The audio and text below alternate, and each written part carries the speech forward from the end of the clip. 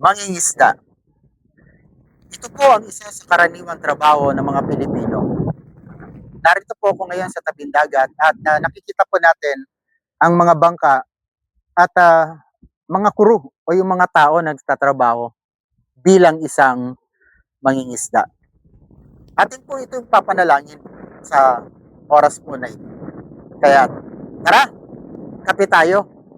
Kape, kausapin ang Panginoon everyday. Atin po idudulog ito sa Panginoon ang ating mga mangingisda.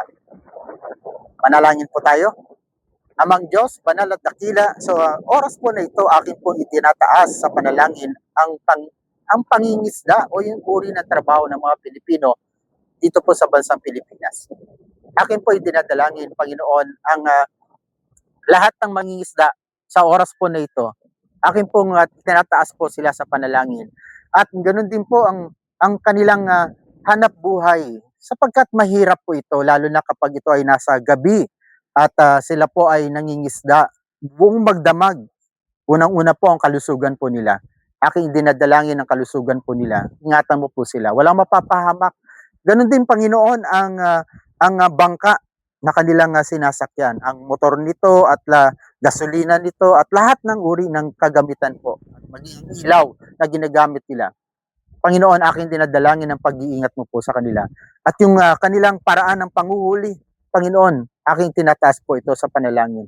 Maging ang kanilang mga mahal sa buhay, ang kanilang asawa, kung may asawa man o pamilya o mga anak, ingatan mo po sila habang nag-aantay sila sa buong magdamag hanggang sa kinabukasan. Ingatan mo po, Panginoon, ang mga mangingisda.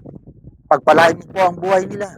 Pagpalain mo rin, Panginoon, yung pinakamay-ari ng bangka. Ingatan po sila. Yan po ang aking panalangin at aking po ipinagpapasalamat, Panginoon, sapagkat dahil sa mga mangingisda, meron kaming pagkain sa hapag. Sa aming lamesa, may mga uri ng laman ng dagat, ang isda, shellfish at iba pa. Kaya salamat po sa mga Pilipino na mga mangingisda. At ito po ang aking panalangin para po sa kanila. Sa pangalan ng Ama, ng Anak at ng Banal na Espiritu Santo. Salamat po, aking Panginoong Hesus. Amen and Amen. Maraming salamat po. Tara, kape tayo. Ito po si Cloud Sniper. Sasabi po ng Shalom